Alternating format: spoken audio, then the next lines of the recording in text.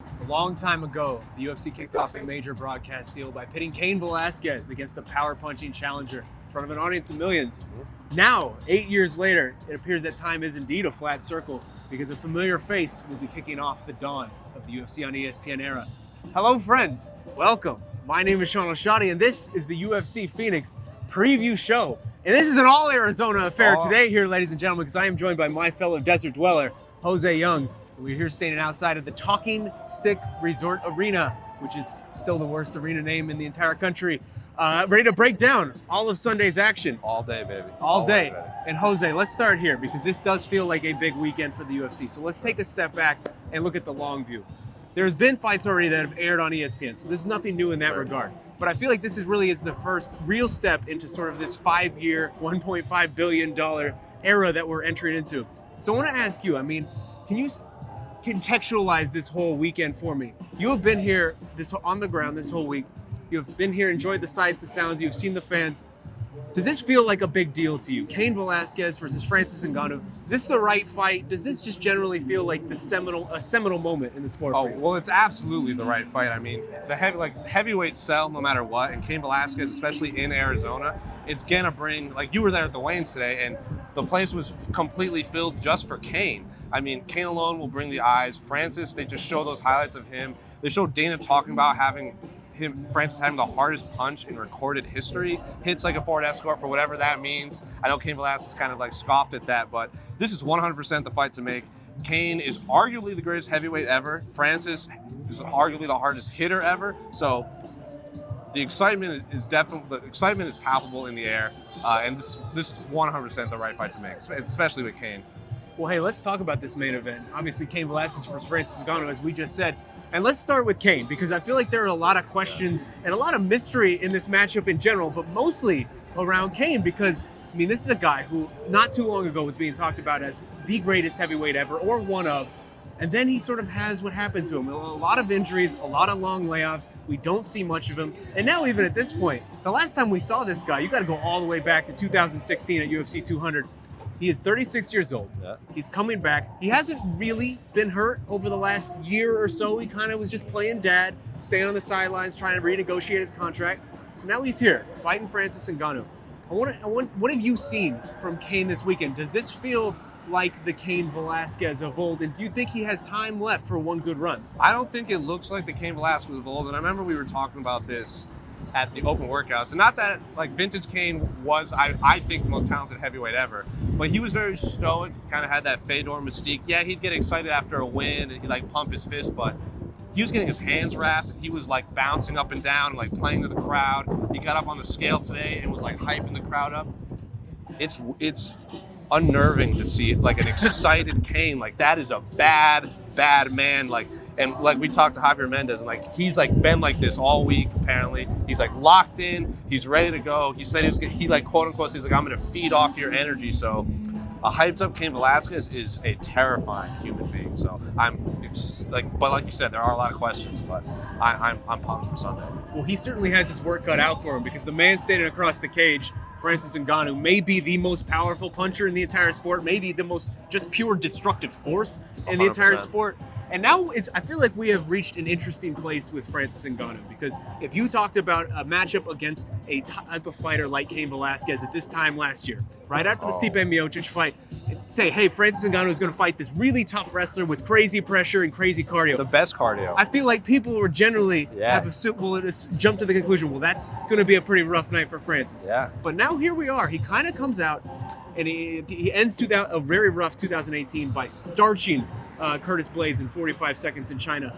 And it seemed as though he really learned a lot of lessons, not only grew as an athlete and a fighter, but also just as a man and as a person through really the toughest year of his professional career last year. He's talked about that a lot in the lead up to this fight. And now he's fighting basically someone who he said, he's a fan of, someone who he's been studying for basically the entirety of his career. It's a very tough matchup for him.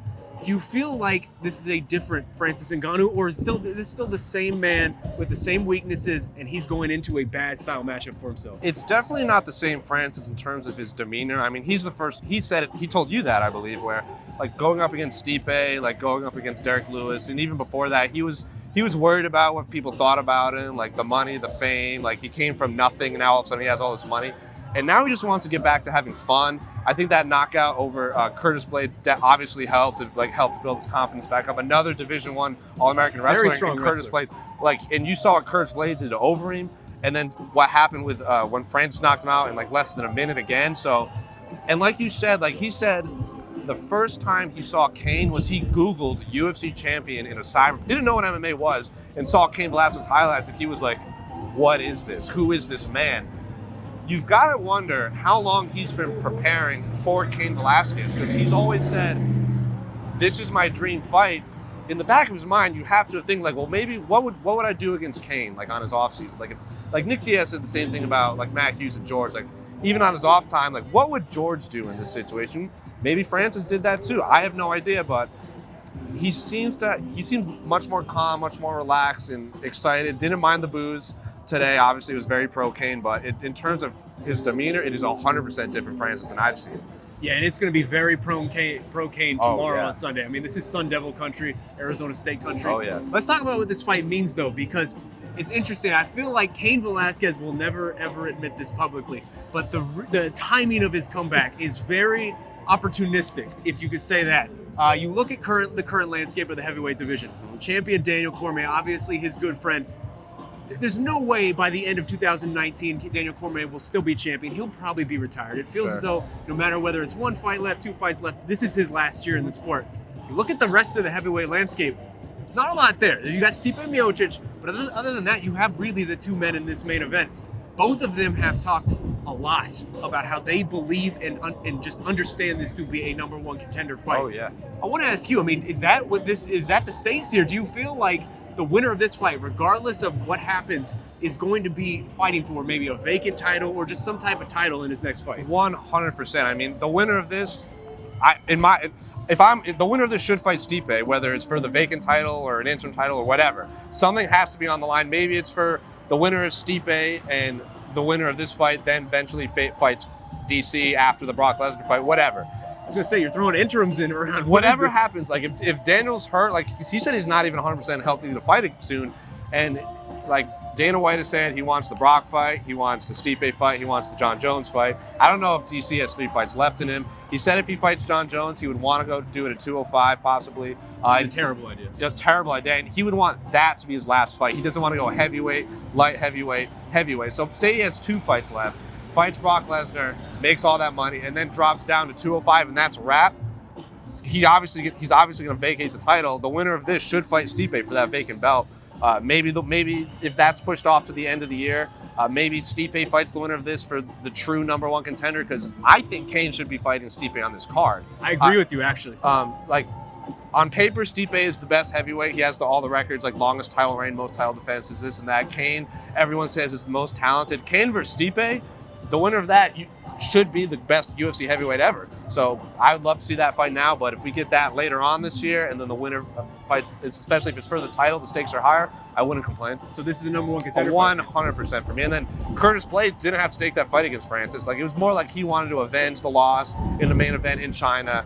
He was on that long win streak, had just finished over Ian. Blades was on that, Ngannou was on that 2-fight losing skid.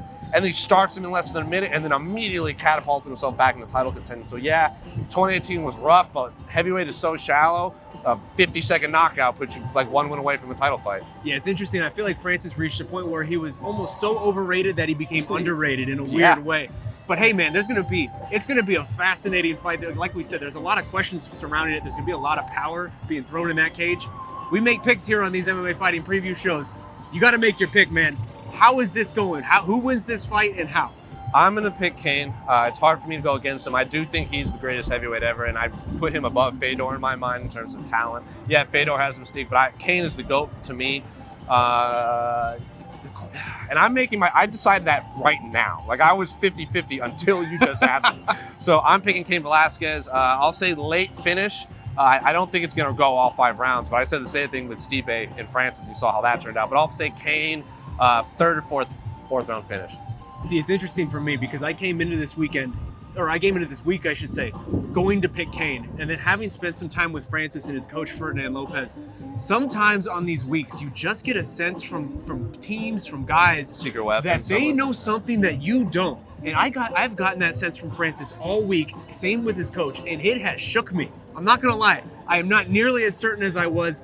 I think I'm going to pick Cain Velasquez as well, but I don't feel good about it. I don't but either. I'm going with Cain Velasquez. It's like 51-49 for me, and like Francis shows he's even improved cardio. Like, say he gets finished, but he's in the fight the whole time. I mean, it still could be a win in the eyes of fans that maybe he does have the cardio to last and he gets caught. Well, we'll see. There's a lot of questions up. There is. And now let's keep this moving. Let's talk about this co-main event. It is a lightweight showdown between Paul Felder and James Vick. And this is interesting in a lot of different ways. Let's start with James Vick, because if you look at this man at this same time last year, he is riding a ton of momentum. He is killing fools left and right. He is the guy really he's hungry for that contender fight. And then he runs into Justin Gaethje, and Justin Gaethje just chops him down in a matter of minutes. And now we have reached this weird place with him, and I want to get your opinion. I mean, where do you feel like we are with James Vick? I mean, he's now twice where he has clawed his way into a contender fight and lost very, very badly.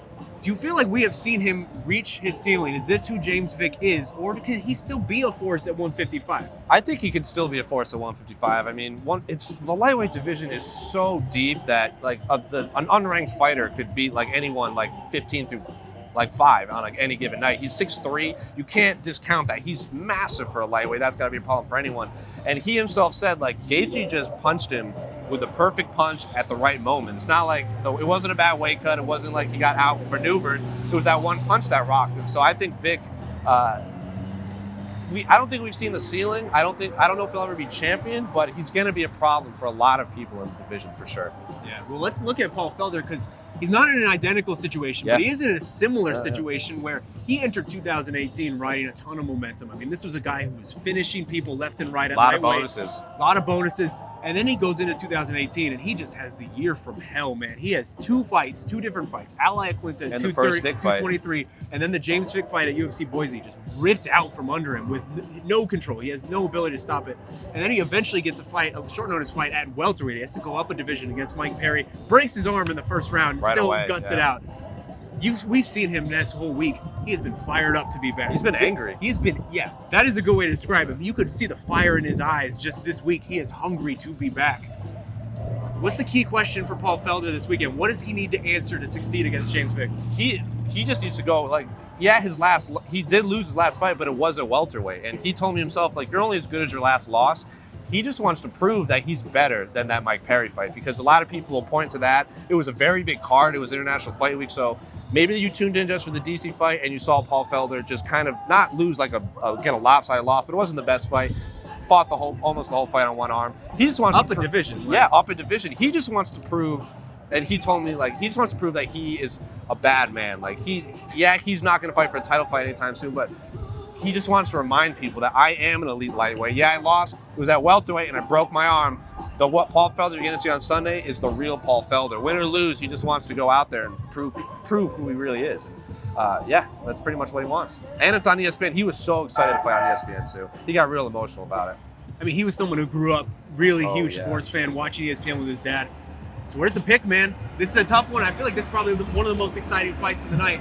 Where are you going? Felder. I'm going Felder. And I picked that when they made this matchup. I was picking Felder. I think Vick is very good, but I think Felder, like you said, his momentum at lightweight before all that fell apart was sky high. Finishing Charles Oliveira. And he had that fight on the Nashville card. I can't remember off the top of my head, but I'm gonna have to go with Felder. I just think he's a better fighter. It's nothing against James Vick. I think they fight 10 times. Vick maybe wins 3 of them, but I just think Paul Felder is just a better all-around fighter. I mean, he finished Charles Oliveira on the ground. It wasn't a submission, but it was a TKO. Anyone that goes to the ground with him, he's a good fighter. So I just think he's better. Does he get the finish? No, I think it's gonna be a decision. I don't know if he gets to the finish on his return, but I'll say Felder unanimous. Maybe 2 rounds to 1. You know what? I hate to agree with you on both of these, but I think I am picking Felder. And for me, part of me wonders, because we have seen James Vick, and he has even admitted it this week. This weight cut is getting harder for him, man. He is a massive, massive lightweight. He is 6'3", big frame, lanky dude. at a certain point, I don't know if he's helping himself by continuing to cut to this lightweight division. He's never missed weight, though. He says that, he points to that. He's like, I never missed weight, so I'm not going to move up yet. True, but we'll see. But I am picking Paul Felder as well. Now let's keep moving with this card. And I want to do something a little different, man, because it is a not the most star-studded card. There aren't the biggest names on it, but there is a lot to like there, man. There are a lot of compelling, consequential fights that you can just nibble on if you're a hardcore fight fan. So I want to do this. Let's each pick one fight that we have our eye on outside of the top two. One fight that you think was going to be really nice and you're just really excited about. And I'll start with you. What's one that you have your eye on outside of the co-main? I have been so excited for Kron Gracie's UFC debut against Alex Caceres. I like both of those men a lot as like individuals. Like they're very, like your interviews with them were just, they expanded my mind, as Alex Caceres said. They were supposed to fight on the January pay-per-view that fell apart. And at the time I was like bummed out because like I didn't want to wait any longer. And normally when they announce fights for events, I'll be there live. I'm like, oh, that's a good fight. I was like excited to see this fight live. Alex Caceres is one of my favorite like personalities in the game. We're both big anime fans. He kind of like gave Israel Adesanya a little flack. He was like, I was the anime fan first. I did the Rock Lee first. And it was all in good fun, but he's always fun to talk to. And the name Gracie holds just so much water in the UFC. I mean, we haven't seen one since Roger Gracie in like 2013. But Gracie hasn't won since what, like 94, 95? Which is crazy. Which, like you said that in your interview, and I was like, oh my God, it has been that long, hasn't it? So, but he doesn't seem to really care about any of that. Like, I think the quote was, I'd rather fight someone that could kill me than someone that's going to run away, which like just stuck out of my mind that he doesn't really care about titles or rankings or belts. He just wants to test himself against the elite fighters of the world. He could go 0-4, but he just wants to give himself that test. And Al Caceres is always like a fun fight to watch. I mean, I remember his fight against Yair Rodriguez was 5 rounds of just like spinning stuff and double punches and spinning back elbows. So I want to see this weird, lanky, unorthodox striker against like an elite. Like elite is an understatement. Like I believe one of his coaches or Henner was on the MMA Hour. And he's like, as soon as Kron touches you, like that, like you could be that could be a wrap. He's like a vice grip. So it's two like polar opposite styles. I'm just so excited to see that fight. As a martial arts fan, like I'll watch those guys fight like practice. I just want to watch that fight happen, whether it's in front of 20 people or 10,000 people. Yeah, you know, it was interesting speaking to him on Thursday's media day, or Friday's media day, I should say. The Sundays got me switched up. Right. He's almost like this weird mix of like a Diaz brother and a his Gracie. Dad. His dad specifically. Yeah, and his mannerisms are very interesting. I just wonder if he's biting off more than he could chew. I mean, this is a guy who's 4-0. Alex Caceres is going in here on his 20th UFC fight alone, not even counting his fights before the UFC. It is a lot very quickly, and Kron hasn't fought since 2016. Where's the pick, man? Where are you going? Oh, man. This is hard. I'm also making this pick like now. Like I didn't know. I'm gonna have to say Caceres. I mean, Kron hasn't fought in 2 years and a bit, not 2.5 years. I'll say Alex Caceres. I don't think it's going to be a decision. I think you can't overlook 20 UFC fights against someone that's 4-0. Yeah, he has all that grappling experience. And Ryan Hall has proven you don't need all that MMA experience to be good inside the octagon if you're that elite. But I think maybe Alex Caceres is a good stepping stone. I'm going to say Alex by decision. You're killing me. I was going to pick Caceres, but at this point, I'm not going to. I can't match you again. Maybe Gracie comes in here, surprises some people. He has a very nice win over Kawajiri. I'm gonna pick Kron Gracie to do a little different. And that scramble was unbelievable, where like Kawajiri was stepping up and turning, and Gracie just like pulled him into him. That was unbelievable. When I watched that live, I like got out of my chair. So if he's gonna bring that to the octagon, fans are gonna be in for a treat for sure. Either way, it is very cool to have a Gracie back in the UFC. It feels right. It feels refreshing. Yeah. It's like because there's a lot in Bellator, not a lot in the UFC right now. Yeah. And now for my pick for my fight. I have my eyes squarely on one fight only, and I am so excited for this fight. I feel like it is being overlooked, and that is fitting in a way. I'm talking about a welterweight showdown between Vicente Luque and Brian Barbarita. Yeah. And I want to talk about Vicente Luque first, man, because I know we are prone to hyperbole here in the media, but I'm going to go ahead and say this guy might be the most underrated fighter in the entire UFC. And before you get at me, look at this man's last 8 fights at 170. 7-1. All 7 of those finishes. He's not even going to decisions with people. First and second round stoppages. His last fight against Jalen Turner was scary. Jalen Turner was on the mat for a while. That was a horrifying fight. No, and yet here we go. Speaks to the depth of the welterweight division. He's not even ranked. 7-1 with 7 stoppages. He's not even ranked. And now he's fighting a guy against like Brian Barbarita. Brian Barbarita is the ultimate spoiler. He has so many different times throughout his UFC 100%. career come in here as a big underdog fighting someone with a lot of hype or someone on a nice streak and just stun them. And he is in this position to do it once again. Do you share my enthusiasm for this fight? I do. I don't know if he's the most underrated, but I will say he's the most underrated welterweight. But the fact that like I always just like in the back of my mind coming into this fight week, I'm like, oh, Vicente Luque's like the 15th ranked welterweight, and then he's just not. Like, kind of threw me off guard. But like, you're right. His last one at UFC 229 was horrifying. Brian Barbarita might not have the most exciting style. He does have the dad bod, like he said, but he plays sport like that. Sage Northcutt like sticks in my mind. The Worley Alves in Brazil sticks in my mind. So yeah, I would agree with you. I'm pumped for that fight too. I'm gonna go ahead and pick Vicente Luque for this fight. Yeah, I have to. I know Brian Barbarita is a local guy, but I think Vicente Luque might be the breakthrough fighter of 2019. He seems primed for a big year. And I mean, man, if so many other people had a 7-1 run with a bunch of stoppages like this, they're in contendership, not even talking about trying to get ranked. I'm picking Vicente Luque. Where are you going? I was gonna say Vicente, but I'll disagree with you again to add some flair. We saw Ronnie Yaya in a similar situation where he had all these like wins and like one loss, and he just fell to Ricky Simone in Australia. Very similar style, like just kind of hulks through him, but he got his streak snapped. So I'll go with Brian Barbarita. He has played spoiler. Dan Hooker's another one that kind of come to mind, kind of had that run, because I want a higher ranked fighter, and then he gets Edson Barboza. I'm not comparing Edson Barboza and Brian Barbarita whatsoever, but in my mind lately there's been a lot of hype trains derailed, so I'll go with Brian Barbarita just because of recent history. Fair enough. Well, hey, that about wraps it up here for us. It's going to be a fun night here on Sunday. And as we said, it is a very deep card. But this has been the UFC Phoenix Preview Show. Thank you guys so much for watching, not only today, but all throughout the week, as we have brought you coverage from here in the desert, and the fun doesn't stop there. Keep it locked to MMA Fighting all day Sunday for pre-fight coverage, post-fight coverage, all the goodies you have come to expect from this website. Saturday night, we got MVP versus Paul Daly, too. It is just a smorgasbord of MMA this weekend. My body is ready. And with that, I think that's a good way to end this. Thank you guys once again. For me, Shaun Al-Shatti, Mr. Jose Young's over here. Keep it locked to MMA Fighting. Enjoy the rest of your weekend. Enjoy the fights. And we will see you tomorrow.